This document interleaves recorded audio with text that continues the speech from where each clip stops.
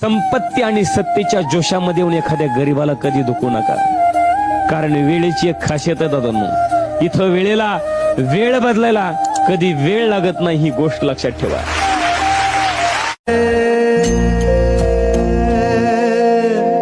विटेवरी उभा देव करकटेवर, विटेवरी उभा देव करकटेवर, तुळशीहार गळा कासे पितांबर, तुळशीहार गळा कासे पितांबर, सावळे ते रूप डोळ,